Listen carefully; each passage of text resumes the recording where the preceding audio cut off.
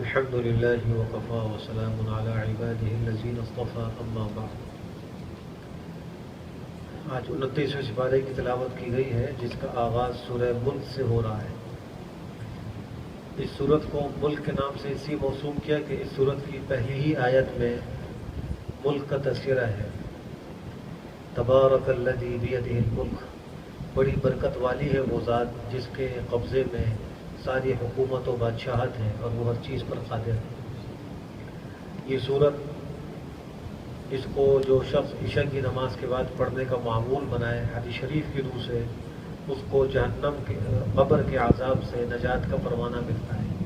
تو قبر کے عذاب سے بچانے والی یہ صورت ہے، اس کا اہتمام ہونا چاہیے۔ جس طریقے سے سورہ واقعہ کا مغرب کے بعد پڑھنا فقر و فاقے سے حفاظت کا ذریعہ ہے، اسی طرح سورہ ملک کا پڑھنا قبر کے عذاب سے حفاظت کا ذریعہ ہے۔ پھر فرمایا کہ اللہ وہ ذات ہے جس نے موت و حیات کو پیدا کیا ہے۔ زندگی اور موت یہ بھی ایک مخلوق ہے اور اللہ اس کے خالق ہے۔ یہاں زندگی اور موت کے تذکرے میں موت کو پہلے ذکر کیا ہے اور حیات کو بعد میں ذکر کیا ہے۔ اس میں اشارہ اس طرف ہے کہ انسان کی حیات عارضی ہے اور اس کو اپنی موت یاد رکھنی چاہیے۔ جو ہمیشہ ہمیشہ کی زندگی موت کے بعد آنے والی ہے، اس کی تیاری کرنی چاہیے۔ اور پھر فرمایا کہ یہ ایسا کیوں پیدا کیا اللہ نے زندگی اور موت کو، تاکہ تم کو آزمائے کہ تم میں کون اچھا عمل کرتا ہے۔ کل قیامت میں میزان عمل میں اعمال کی گنتی نہیں ہوگی، وزن ہوگا، اور وزن جو ہے وہ اخلاص سے اور پیغمبر کے طریقے کے مطابق کرنے سے بڑھتا ہے۔ جس عبادت کو پیغمبر کے طریقے کے مطابق کیا جائے، اخلاص کے ساتھ کیا جائے، اس کا وزن بڑھتا ہے اور اللہ یہی چاہتے ہیں۔ اس کے بعد اس صورت میں آسمان کو ستاروں سے مزین کرنے کا تذکرہ ہے، اور بعض ستارے اس کام کے لیے ہیں کہ جو شیاطین قرآن سننے کے لیے یا اللہ کا کلام سننے یا فرشتوں کی باتیں سننے کے لیے اوپر جاتے تھے، ان کی پڑھائی کے لیے بھی اللہ نے کچھ ستارے بنائے ہیں۔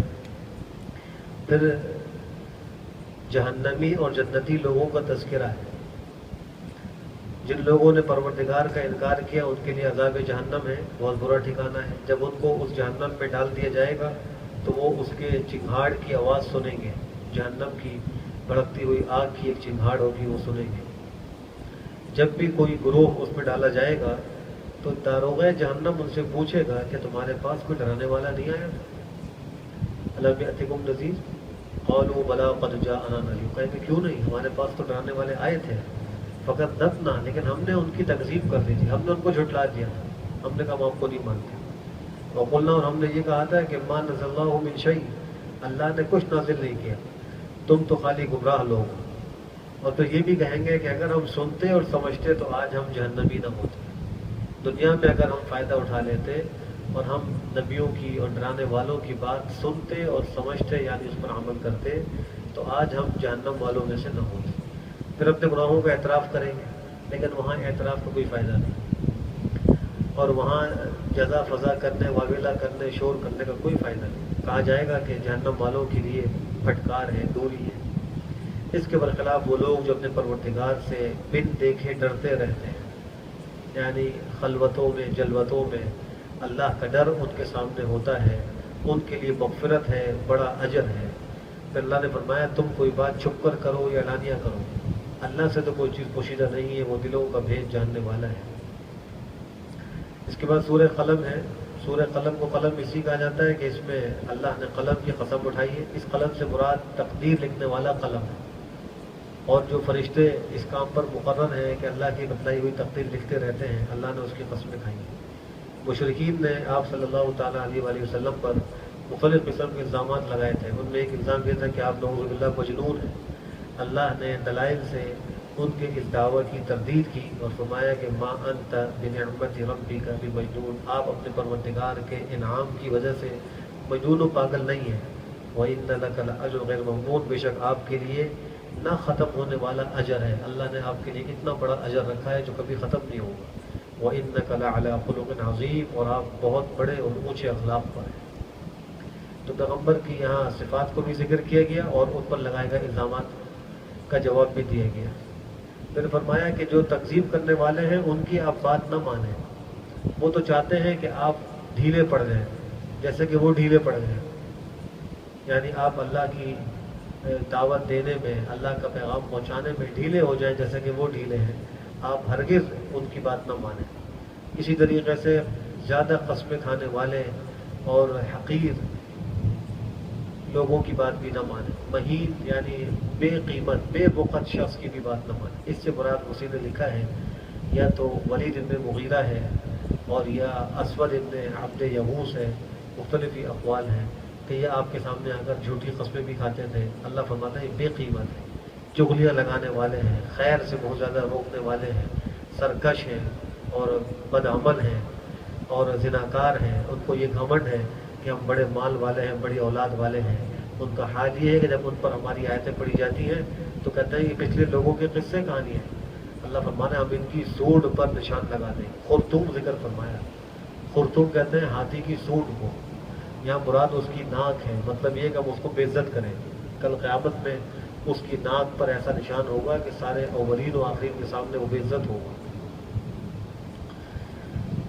اس کے بعد اللہ سبحانہ و تعالیٰ نے ایک باغ والوں کا قصہ بھی ذکر کیا ہے، اس نے اشارہ کیا ہے اور فرمایا کہ ہم ان کو آزمائیں گے جیسا کہ ہم نے باغ والوں کو آزمایا۔ ایک شخص تھا، بڑا نیک آدمی تھا اور اس کا علاقہ یہ یمن کا جو دارالحکومت صنعاء ہے اس کے قریب تھا، وہاں رہتا تھا۔ اس کا ایک باغ تھا، وہ اس باغ کی آمدنی میں غربا اور فقراء کو بڑا حصہ نکلتا تھا، لیکن جب اس کا انتقال ہو گیا تو اس کے بچے بدعمل تھے۔ انہوں نے کہا کہ ہمارے والد تو بیوقوف تھے، سارا مال خرچ کر دیا کرتے تھے غریبوں فقیروں پر، ہم اس طرح باغ کا پھل توڑیں گے کہ غریبوں فقیروں کو پتہ ہی نہیں چلے گا۔ یہ انہوں نے نیت کر لی۔ وہاں اللہ کے عذاب کا کوڑا جو ہے حرکت میں آیا اور ان کا وہ باغ جو ہے یکایک جل کر بزم ہو گیا، بالکل ضائع ہو گیا۔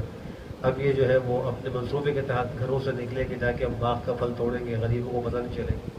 وہاں جا کر دیکھا کہ وہ تو باغ کا نام و نشان نہیں، تو کہنے لگا کہ شاید ہم راستہ بھول گئے، لیکن پتہ لگا کہ یہی وہ جگہ ہے جہاں جو ہے وہ ہمارا باغ تھا اور ہماری بدعملی کی وجہ سے آج وہ باغ ختم ہو گیا۔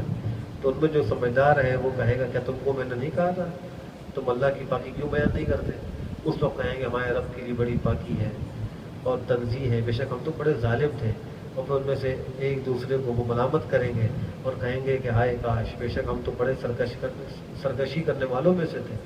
امید ہے کہ ہمارا پروردگار ہمیں اس کے بدلے میں کوئی خیر دے دے گا، ہم اللہ کے رجوع کرنے والے اور رغبت کرنے والے ہیں۔ اللہ فرما رہے ہیں کہ اللہ کا عذاب ایسے ہی ہوتا ہے۔ یہ تو دنیا کا عذاب ہے، آخرت کا عذاب تو بہت بڑا ہے، کاش کہ یہ علم رکھتے اور جانتے۔ اس کے مقابلے متقین کا تذکرہ ہے، اپنے پروردگار کے پاس وہ ہوں گے، ان کے لیے جنات النعیم کا وعدہ ہے، نعمتوں کے باغات میں ہوں گے۔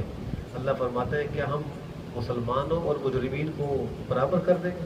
ایسا کیسے ہو سکتا ہے؟ یہ لوگ سمجھتے ہیں کہ کل قیامت میں ہم بھی جو ہے وہ بخشائے ہو جائیں گے۔ اللہ فرما رہے ہیں کہ ایسا ممکن ہے کہ جو ماننے والا ہو اس کو نہ ماننے والوں کو برابر کر دیں؟ ایسا ممکن نہیں، ایسا نہیں ہوگا۔ اور پھر اللہ کی جو تجلی صاف کا ظہور ہوگا اس کا تذکرہ بھی آیت نمبر 42 میں، جس دن اللہ اپنی تجلی صاف فرمائیں گے، یہ ایک اللہ کی تجلی ہوگی اور اس کے بعد پھر ان کو کہا جائے گا کہ تم جو ہے وہ سجدہ کرو، تو یہ سجدہ کرنے کی طاقت نہیں رکھیں گے۔ اس دنیا میں جو لوگ اللہ کے آگے سجدہ ریز نہیں ہوتے تھے، کل قیامت میں جب سجدے کا کہا جائے گا تو وہ سجدہ نہیں کر پائیں گے، ان کی آنکھیں جھکی ہوئی ہوں گی، ذلت ان کے اوپر چھائی ہوئی ہوگی اور وہ سجدے کی طرف بلائے جائیں گے اور وہ بالکل سالم ہوں گے لیکن سجدہ نہیں کر سکتے۔ اللہ فرمائیں گے مجھے چھوڑ دو آج اور ان لوگوں کو بھی چھوڑ دو جنہوں نے اس ہماری بات کی تکذیب کی تھی، ہم ان کو آہستہ آہستہ کھینچ کر ایسی جگہ سے لے آئیں گے کہ وہ جانتے بھی نہیں ہوں گے۔ پھر پیغمبر صلی اللہ تعالی وسلم کو حکم دیا گیا کہ آپ پروردگار کے حکم پر جمے رہیے اور مچھلی والے کی طرح مت ہوئیے۔ مراد اس سے حضرت یونس علیہ السلام ہے جو مچھلی کے پیٹ میں کچھ عرصہ رہے تھے۔ فرمایا کہ جب انہوں نے غم میں گھٹتے ہوئے اللہ کو پکارا تھا تو آپ ان کی طرح مت ہو جائیے۔ اگر اللہ کی نعمت نے ان کو نہ پایا ہوتا تو پھر وہ تو اسی طرح اسی اندھیرے میں اور اسی مچھلی کے پیٹ میں رہتے، لیکن اللہ نے ان کو چن لیا تھا اور ان کو صالحین میں سے قرار دیا تھا۔ پھر سورہ حاقہ ہے، حاقہ کو حاقہ اس لیے کہتے ہیں کہ اس کے شروع ہی میں الحاقہ کا تذکرہ ہے۔ الحاقہ کا معنی قیامت، جو بالکل حق اور یقینی ہے۔ اور پھر جو ہے وہ کچھ معذب اقوام کا تذکرہ ہے، ان میں قوم سمود، قوم عاد اور فرعون اور ایسے ہی مؤتفقات یعنی قوم لوط جن کی بستیوں کو الٹا کیا گیا تھا، ان کو مؤتفقات کہتے ہیں۔ ان کا تذکرہ ہے۔ اللہ فرماتے ہیں کہ انہوں نے اپنے پروردگار کے رسولوں کی نافرمانی کی تو ان کو اللہ کے عذاب نے پکڑا۔ اور پھر قیامت میں اصحاب الیمین اصحاب الشمال، اصحاب الیمین جن کو دائنے ہاتھ میں نامہ اعمال دیا جائے گا ان کا تذکرہ ہے، اللہ ہم سب کو ان میں شامل فرمائے۔ اور اصحاب الشمال جن کو الٹے ہاتھ میں نامہ اعمال دیا جائے گا، اللہ ہماری حفاظت فرمائے، ان کا تذکرہ ہے۔ حدیث شریف میں آتا ہے کہ حضرت صدیقہ عائشہ نے ایک دفعہ آپ صلی اللہ تعالیٰ علیہ وسلم سے یہ بات عرض کی کہ اللہ کے رسول، ہم آپ کی ازواج ہیں، کیا آپ قیامت کے میدان میں ہمیں یاد رکھیں گے؟ آپ کو ہمارے کوئی خیال آئے گا قیامت کے میدان میں؟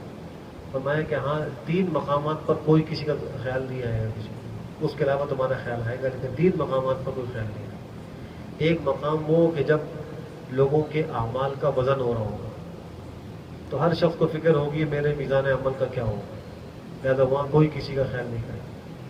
دوسرا مقام فرمایا کہ جب نامہ اعمال تقسیم ہوں گے، ہر ایک اس فکر میں ہوگا کہ مجھے نامہ عمل کس ہاتھ میں ملتا ہے پتہ نہیں، سیدھے میں ملتا ہے یا الٹے میں ملتا ہے۔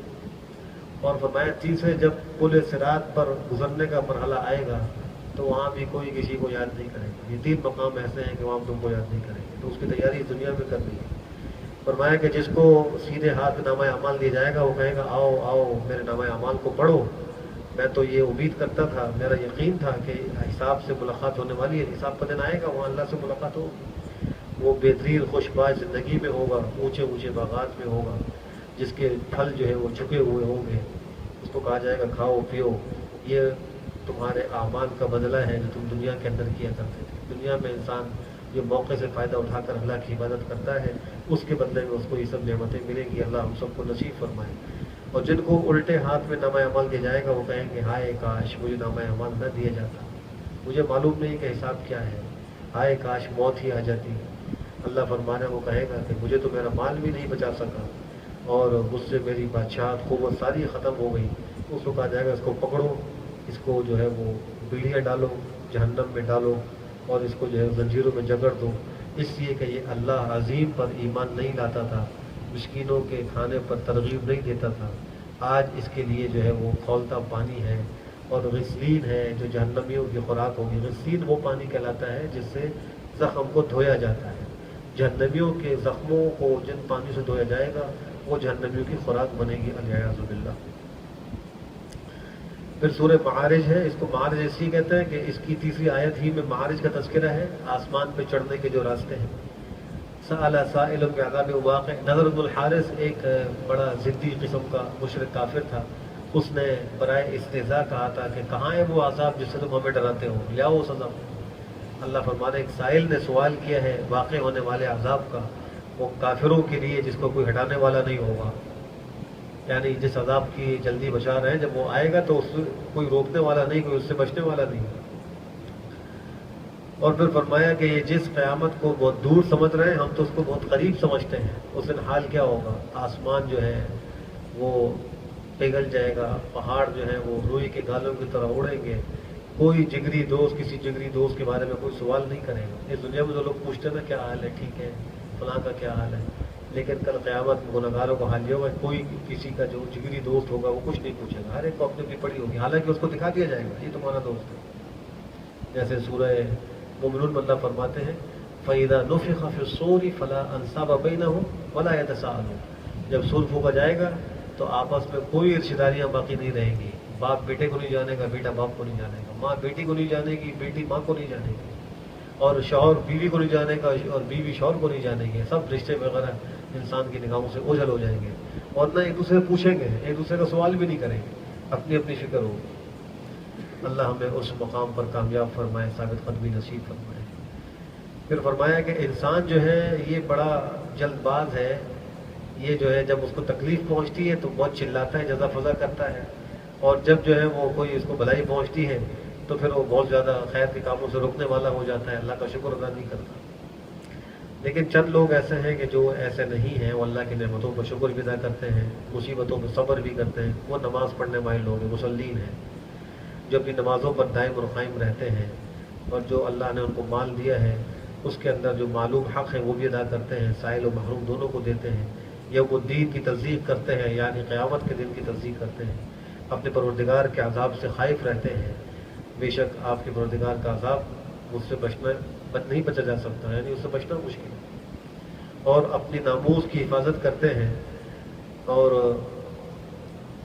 امانت کی رعایت رکھتے ہیں، عہدوں کی امانات کی رعایت رکھتے ہیں، اور گواہیوں کو قائم کرنے والے ہیں، اور نمازوں کی محافظت کرنے والے ہیں، یہ لوگ جنات کے اندر ہوں گے، ان کا اعزاز و اکرام کیا جائے گا۔ پھر سورہ نوح ہے، مکی صورت ہے، چونکہ اس میں حضرت نوح علیہ السلام کا قصہ ہے، ان کی قوم کا، اور حضرت نوح علیہ السلام کی دعوت کا تذکرہ ہے، اور قوم نے جو ان کی دعوت کے مقابلے میں جواب دیا اس کا تذکرہ ہے، اس چیز کو سورہ نوح کہا جاتا ہے۔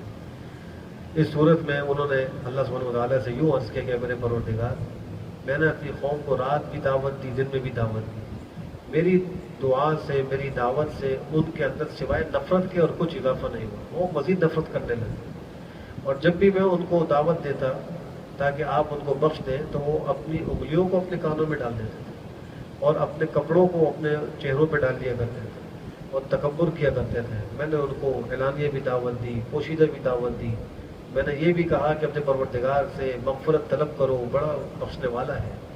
نتیجے میں یہ ہوگا کہ وہ آسمان سے تم پر موسلادھار بارشیں برسائے گا، اور اموال و اولاد سے تمہاری امداد کرے گا، تمہارے لیے باغات بنائے گا، نہریں تمہارے لیے نکالے گا، یہ سب انعامات ملیں گے استغفار پر۔ لیکن قوم نے ان کی بات نہیں مانی اور وہ بت پرستی میں رہے۔ ان کے بتوں کا بھی تذکرہ ہے کہ وہ ود اور سواع اور یغوث اور یعوق اور نصر، یہ 5 بتوں کے ان کے نام ہیں، انہی کی وہ پوجا کرتے تھے۔ حضرت نوح علیہ السلام نے ان کے لیے بد دعا کی، جس کے نتیجے میں ان پر سیلاب کا اور طوفان کا عذاب آیا، اس میں عذاب وہ برباد ہو گئے، اور آخر میں ان کی دعا ہے اپنے لیے، اپنے والدین کے لیے، اور جو ان کے گھر میں داخل ہوا مومن اور جمیع مومن و مومنات کے لیے مغفرت کی دعا کی ہے انہوں نے۔ اللہ ان کی دعا ہمارے حق میں بھی قبول فرمائے۔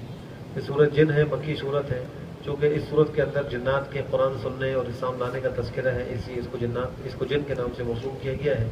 واقعہ یہ ہے کہ آپ علیہ السلام طائف سے جب واپس ہو رہے تھے تو نخلا مقام پر فجر کی نماز آپ پڑھ رہے تھے، اس میں تلاوت کر رہے تھے، تو جنات نے جب وحی شروع ہوئی آپ علیہ السلام پر، یہ محسوس کیا کہ پہلے ہم آسمان کے قریب جا کر کچھ فرشتوں کی باتیں سن لیا کرتے تھے چوری چھپے، لیکن اب کچھ عرصے سے یہ ہو گیا کہ ہمیں قریب نہیں چھوڑا جاتا، ہمیں جو ہے وہ شہاب ثاقب مان کر بھگا دیا جاتا ہے۔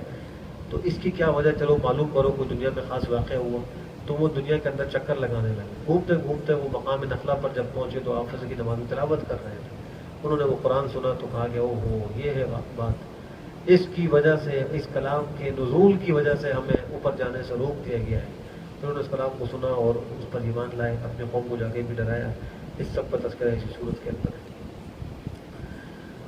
پھر سورہ مزمل ہے، یہ قرآن کریم کی ان ابتدائی صورتوں میں ہے جو اللہ کے نبی صلی اللہ علیہ وسلم پر بالکل شروع میں نازل ہوئی تھی۔ مزمل کا معنی چادر لپیٹنے والے، کملی لپیٹنے والے، چونکہ آپ علیہ السلام کو وحی جب پہلی ہوئی تھی اس کے بعد جسم پر کپکپی طاری ہو گئی تھی، بخار کی کیفیت تھی، آپ دوڑے ہوئے اپنی زوجہ محترمہ خدیجہ کے پاس گئے، جا کر کہا زملونی زملونی، مجھے کوئی چھڑاؤ کوئی چھڑاؤ، تو اسی سے ان کو یہ صفت ملی، یا ایھا المزمل، اے چادر لپیٹنے والے، اے کملی اوڑھنے والے، قم اللیل الا قلیلا، رات کو قیام کیجیے، بہت تھوڑا وقت آرام کیجیے، زیادہ وقت قیام کیجیے۔ شروع میں جب تک 5 نمازوں کی فرضیت نہیں ہوئی تھی تو تہجد کی نماز فرض تھی، تقریباً 1 سال تک یہ سلسلہ رہا۔ پھر جب تہجد کی نماز 5 نمازیں فرض ہو گئی تو پھر تہجد کی نماز کی فرضیت منسوخ ہو گئی، اور اسی صورت کی جو آیت آگے آ رہی ہے اسی آیت سے وہ منسوخ ہوئی ہے، اور اس کی جو نفل ہونے کی حیثیت سے وہ باقی رہی، اور وہ آج تک باقی ہے، اور اس کے بڑے فضائل ہیں۔ تو آپ کو یہ کہا گیا کہ آپ رات کو بہت کم حصہ آرام کیجیے، اکثر حصہ تلاوت کیجیے۔ اس کے نتیجے میں آپ صلی اللہ علیہ وسلم نے اتنی بڑی عبادت کی کہ آپ کے قدم مبارک سوج جایا کرتے تھے، اور جو ہے وہ پوری پوری رات آپ قیام میں گزار دیا کرتے تھے، ایک ایک رکعت میں وہ آپ پوری رات گزار دیا کرتے تھے، لمبی لمبی قرات فرماتے تھے رکعت کے اندر۔ اور پھر صورت کے آخر میں جو ہے وہ آپ کو یہ کہا گیا کہ جتنا آسان ہو اتنا قرآن پڑھ لیں، تو گویا جو طویل طویل قیام تھے اس سے بھی آپ کو رخصت دی گئی، اور تہجد کی فرضیت سے بھی رخصت دی گئی، وہ منسوخ ہو گئی۔ سورہ مدثر ہے، اس کے آغاز میں چونکہ یا ایھا المدثر، اس کا اور مزمل کا معنی ایک ہی ہے، چادر لپیٹنے والے، چادر اوڑھنے والے، آپ کو خطاب کیا گیا ہے، اور آپ کو دعوت دینے اللہ کی بڑائی بیان کرنے کا حکم دیا گیا، کھڑے ہوئیے، لوگوں کو ڈرائیے، پروردگار کی بڑائی بیان کیجیے، اپنے کپڑوں کو پاک کیجیے، ان سب کا تذکرہ ہے۔ اور پھر اس میں کچھ قیامت کا بھی تذکرہ ہے اور فرشتوں کا بھی تذکرہ ہے۔ اللہ نے فرمایا کہ ہم نے جو یہ جہنم بنائی ہے، اس جہنم پر 9 فرشتے ہم نے مقرر کیے ہیں۔ یہ 9 فرشتوں کا تذکرہ کفار کی آزمائش کے لیے کیا گیا تھا کہ وہ کیا کرتے ہیں اس کے جواب میں۔ انہوں نے اس کا استہزاء اور مذاق بنا لیا۔ ایک کافر نے کہا کہ جو 17 فرشتے ہیں ان سے تو میں اکیلا نمٹ لوں گا، 2 کو تم سنبھال لینا۔ تو یہ کہا گیا کہ فرشتے جو ہے نا اللہ کی فوج ہے، اس کا کوئی مقابلہ نہیں کر سکتا، تمہارا یہ خام خیال ہے کہ ہم جو ہے وہ ان فرشتوں سے مقابلہ کر لیں گے۔ ان کی تعداد کتنی ہے تو فرمایا کہ وما یعلم جنود ربک الا هو وما هی الا ذکری للبشر، آپ کے پروردگار کے لشکروں کا علم اللہ ہی کو ہے کہ وہ کتنے ہیں۔ حدیث شریف میں آتا ہے کہ خانہ کعبے کے بالکل اوپر 7ویں آسمان پر بیت المعمور ہے، بالکل اس کے محاذات میں، اور بیت المعمور کا ہر روز 70,000 فرشتے طواف کرتے ہیں، اور جس کی ایک دفعہ باری آ جاتی ہے دوبارہ قیامت تک اس کی باری نہیں آئے گی۔ کتنا بڑا اللہ کا لشکر ہے، کتنے وہ فرشتے ہوں گے، انسان ان کا حساب نہیں کر سکتا۔ پھر فرمایا کہ جو اصحاب الیمین ہوں گے وہ جنتوں میں ہوں گے، ایک دوسرے سے مجرمین کے بارے میں سوال کریں گے اور پوچھیں گے تم کو جہنم میں کس چیز نے داخل کر دیا، یعنی کیا وجہ بنی کہ تم جہنم میں آ گئے۔ جواب میں کہیں گے نمبر 1 ہم نماز نہیں پڑھتے تھے اس لیے ہم جہنم میں آ گئے، نمبر 2 کہیں گے ہم مسکینوں کو کھانا نہیں کھلاتے تھے، نمبر 3 یہ کہ ہم بیجا فضول بحثیں کرتے تھے۔ آج بھی انسانوں کو دیکھا جائے کہ ان کے پاس اتنا وقت ہوتا ہے، فضول گپ شپ میں اپنا وقت ضائع کرتے ہیں، اس سے کوئی حاصل نہیں، نہ دین کا فائدہ نہ دنیا کا فائدہ، اور وہ بحث ہو رہی، بحث برائے بحث۔ تو یہ کہیں گے ہم یہ سب کرتے تھے، اور ہم یوم الدین کی تکذیب کیا کرتے تھے، یعنی قیامت کا انکار کر دیا کرتے تھے۔ آج جو ہے وہ جب یہاں پہنچ گئے اور ہمیں موت نے آ لیا تھا اور ہم قیامت میں حاضر ہو گئے ہیں، تو اب ہم کو یقین آ رہا ہے کہ سب چیزیں ٹھیک تھی، برحق تھی، پیغمبر صحیح کہتے تھے، لیکن اس وقت کا کوئی فائدہ نہیں ہے۔ فرمایا کہ ان کو کسی سفارش فائدہ نہیں دے گی۔ دنیا کے اندر چونکہ اللہ کے ذکر سے اعراض کرتے تھے تو کل قیامت میں اس ذکر کی یاد سے ان کو کوئی فائدہ نہیں ہوگا۔ پھر سورہ قیامہ ہے، اس کا تذکرہ فرمایا چونکہ قیامت کے دن کی قسم اٹھائی گئی ہے پہلی ہی آیت میں، اس لیے اس سورہ قیامہ کے نام سے موسوم کیا گیا ہے۔ اور پھر نفس لوامہ کی قسم کھائی گئی ہے۔ انسان کا نفس شروع میں جب تک اس کی اصلاح نہ ہو نفس امارہ ہوتا ہے۔ نفس امارہ کا معنی برائی کا بہت زیادہ حکم دینے والا، نفس انسان کو برائی کا حکم دیتا ہے۔ حدیث شریف میں آپ نے فرمایا کہ ان اعداء عدوک فی جنبیک، تمہارا سب سے بڑا دشمن تمہارے پہلو میں یہ نفس ہے۔ انسان کا سب سے بڑا دشمن ہے، جیسے شیطان بڑا کھلا دشمن ہے، ایسی ہی نفس بھی انسان کا بڑا دشمن ہے۔ جب اس نفس کی کچھ اصلاح ہو جائے تو اس اصلاح کے بعد وہ نفس بنتا ہے لوامہ۔ نفس امارہ تو برائی کا حکم دیتا ہے، نفس لوامہ برائی پر ملامت کرتا ہے، وہ کہتا ہے تم نے غلط کیا، ایسا نہیں کرنا چاہیے تھا، تم یہ گناہ نہیں کرنا چاہیے تھا، یہ بار بار اس کو ملامت کر رہا ہوں۔ پھر مزید اس سے آگے بڑھے تو نفس مطمئنہ آتا ہے، اور پھر نفس مطمئنہ کے بعد نفس راضیہ اور مرضیہ۔ نفس مطمئنہ جو اللہ کی عبادت پر اور اللہ کے احکام پر مطمئن ہوتا ہے، آخرت کے ثواب کی اس کو امید ہوتی ہے، اور راضیہ مرضیہ جو اللہ سے راضی ہے، اللہ اس کو راضی کرے گا۔ تو یہ 5 قسمیں نفس کی بنتی ہے، نفس امارہ، نفس لوامہ، نفس مطمئنہ، نفس راضیہ، نفس مرضیہ۔ قیامت کا تذکرہ ہے، اللہ کی قدرت کا تذکرہ ہے، انسان کی تخلیق کا تذکرہ ہے، کیسے اللہ نے اس کو پیدا کیا ہے، اور انسانوں کی جو اہم اور ایک بڑی بیماری ہے اس کا تذکرہ ہے، اور بیماری یہ ہے دنیا کی محبت۔ کلا بل تحبون العاجلہ وتذرون الآخرہ، اللہ فرماتے ہیں کہ تم دنیا سے بڑی محبت کرتے ہو، آخرت کو بھول جاتے ہو، اس کو چھوڑ دیتے ہو۔ اس وجہ سے جو ہے انسان ناکام رہتا ہے کہ وہ غیر مقصود کو مقصود بنا رہا ہے اور مقصود کو پس پش ڈال رہا ہے۔ جناب نبی کریم صلی اللہ علیہ وسلم پر جب وحی اترتی تھی تو شروع میں آپ اس کو یاد کرنے کے لیے زبان کو بڑی تیز تیز حرکت دیا کرتے تھے تاکہ وہ یاد رہے۔ اللہ نے اس سے آپ کو منع فرمایا کہ ایسا نہ کرو، بلکہ جو قرآن کریم ہم نے آپ کو یاد رکھنا ہو، یاد کروانا ہوگا، ہم خود یاد کرائیں گے، وہ ہمارے ذمہ ہوگا۔ اور قیامت میں لوگ 2 قسم کے ہو جائیں گے، ان کا تذکرہ ہے۔ بعضوں کے چہرے بڑے تر و تازہ ہوں گے، اپنے پروردگار کا دیدار کرتے ہوں گے، اللہ ہم سب کو ان میں شامل فرمائے۔ اور بعض چہرے ایسے ہوں گے کہ ان پر مردری شاہی ہوگی، سیاہ ہوں گے، وہ کفار کے چہرے ہوں گے، اللہ ہماری حفاظت فرمائے۔ پھر انسان کی موت کا تذکرہ ہے کہ جب موت کے وقت انسان پنڈلی پر پنڈلی مارتا ہے، اس کی پنڈلی پر گر جاتی ہے، جان نکلتی ہے، उसका भी तज़किरा किया गया है। सूरह दहर को दहर इसलिए कहा गया कि इसमें शुरू ही में दहर का तज़किरा हल अता अलल इंसानी हीन मिन अद-दहर लम यकुन शय'अन मज़कूरा। जनाब नबी करीम सल्लल्लाहु अलैहि वसल्लम जुमे के दिन फजर की नमाज में बड़े एहतमाम से सूरह अल-काफ़ी सईदा और सूरह दहर की तिलावत फरमाया करते थे। ये आपका एक मामूल था और बड़ा दायमी मामूल है, ऐसे बहुत कम तखल्लुफ़ आप किया करते थे। इसलिए इस सुन्नत को भी ज़िंदा करने की ज़रूरत है। अल्हम्दुलिल्लाह हम कोशिश करते हैं कि जुमे के दिन ख़ास तौर पर इन 2 सूरतों की तिलावत की जाए। कभी कभी उसमें नागा कर लेते हैं ताकि कोई ये ना समझे कि जुमे की फजर इस सूरत के अलावा होती नहीं, इस सूरत के अलावा भी होती है। कभी कभी नागा कर लेना चाहिए, अक्सर औक़ात इसकी तिलावत करनी चाहिए। इंसान पर एक ज़माना ऐसा गुजरा कि उसकी कोई हैसियत ही नहीं थी, अल्लाह ने उसका तज़किरा किया है, वो काबिल ज़िक्र हालत में नहीं था। तो अल्लाह ने बल उसको पैदा कर दिया। पैदा क्यों किया? कि उसकी आजमाइश करेंगे। उसको अल्लाह ने आँख दे दी, कान दे दिए, आँख से देखे, कान से सुने, ये अल्लाह की नेमतें हैं। आया इसका शुक्र अदा करता है नहीं करता है, उसे इस्तेमाल करता है या नहीं करता। और फिर इंसान को अल्लाह फरमाते हैं हमने रास्ते की हिदायत तो कर दी, अब 2 सूरतें, या तो वो शाकिर होगा या वो कफूर होगा, यानी या तो शुक्र करने वाला होगा या ना शुक्र होगा। काफिरों के लिए दर्दनाक अजाब है, जंजीरें हैं, पीढ़ियाँ हैं, जहन्नम की आग है। और जो नेकोकार हैं उनके लिए जन्नत की नेमतें हैं और वहाँ के चश्मों से उनको पानी पिलाया जाएगा। ये सब चीज़ें होंगी। उनका हाल क्या था इस दुनिया में कि वो जो मन्नत मानते थे उसको पूरा करते थे, आखिरत के दिन से डरते थे, मिस्कीनों को खाना खिलाया करते थे, यतीमों को खाना खिलाते थे, कैदियों को खाना खिलाते थे और साफ कहते थे कि हम तुमको जो खिला रहे हैं अल्लाह की रज़ा के लिए खिला रहे हैं, हम तुमसे कोई उजरत नहीं चाहते हैं, न तुमसे कोई शुक्रिया चाहते हैं, बस हम चाहते हैं कि हमें अल्लाह की रज़ा नसीब हो जाए।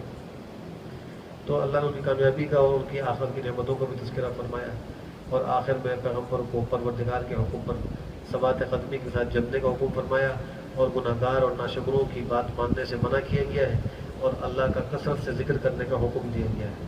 फिर सूरह मुरसलात है, इसकी शुरू ही में अल्लाह ने हवाओं की कस्में खाई हैं। मुख्तलिफ़ किस्म की हवाएँ, बाज़ जो हैं वो तेज़ और तुंद हवाएँ हैं, बाज़ जो हैं वो उड़ाने वाली हवाएँ हैं। इसी तरीके से आखिरत का जो अज़ाब है उसके वक़ूअ के यकीनी होने को साबित किया गया है और क़यामत जब कायम होगी तो सितारे कैसे टूटेंगे, आसमान कैसे फटेगा, पहाड़ कैसे टूटेंगे, इन सब का भी तज़किरा किया गया है। क़यामत का जो कि इसमें ज़िक्र है, इसी आप हज़रत ने एक मौक़े में फ़रमाया था जब आपके दाढ़ी मुबारक में कुछ बाल सफ़ेद हुए थे कि मुझे जो है वो सूरह हूद और उस जैसी दीगर सूरतें, उसमें मुरसलात और सूरह नबअ का भी तज़किरा किया था। इन्होंने बूढ़ा कर दिया है चूँकि इसके मज़ामीन में आखिरत का तज़किरा था, उसके खौफ से आपके बालों में सफ़ेदी आई थी। इंसान की तख्लीक का भी जिक्र है, हमने कैसे उसको माए महीन से पैदा किया है, फिर उसको रहम मादर में हमने ठिकाना दिया है, एक मालूम मुद्दत तक ज़िंदा कर दिया, लेकिन अब वो ज़िंदगी में आने के बाद अल्लाह की नाशुक्रिया करता है, नाफरमानियाँ करता है। मुत्तकीन को क्या इनामात मिलेंगे, आखिर में उनका तज़किरा किया है कि वो सायों में होंगे, चश्मों में होंगे, उनके लिए फल और फ्रूट होंगे, खाने पीने का हुक्म दिया जाएगा। आमाल सालिहा की बदौलत ये सारी उनको नेमतें मिलेंगी। बरखिलाफ़ जो मुकद्दिमीन हैं, जुटलाने वाले हैं और हक़ की तकज़ीब करने वाले हैं, उनको कहा जाएगा कि तुम मुजरिम हो, दुनिया में कुछ खा पी लो, फ़ायदा उठा लो, आखिरत में तुम्हारा अंजाम तुम्हें मालूम हो जाएगा। और अल्लाह फरमाते हैं जब उनको दुनिया में कहा जाता है कि नमाज़ पढ़ो, रुको करो, तो वो रुको नहीं करते थे, नमाज नहीं पढ़ते थे। और आखिरी आयत में फरमाया कि किस बात पर इसके बाद ईमान लाएंगे, इतना कुछ हमने बयान कर दिया, अब इसके बाद किस चीज़ पर ईमान लेकर आएंगे। अल्लाह हम सबको कुरान करीम पढ़ने, समझने, उस पर अमल करने की तौफीक नसीब फरमाए। अल्हम्दुलिल्लाहि रब्बिल आलमीन व आखिरतु लिल मुत्तकीन वस्सलातु वस्सलामु अला खैरि खल्क़िही मुहम्मदिन व अला आलिहि व सहबिहि अजमईन। अल्लाहुम्मा अरिनल हक़्क़ हक़्क़न वरज़ुक़ना इत्तिबाअह व अरिनल बातिला बातिलन वरज़ुक़ना इज्तिनाबह।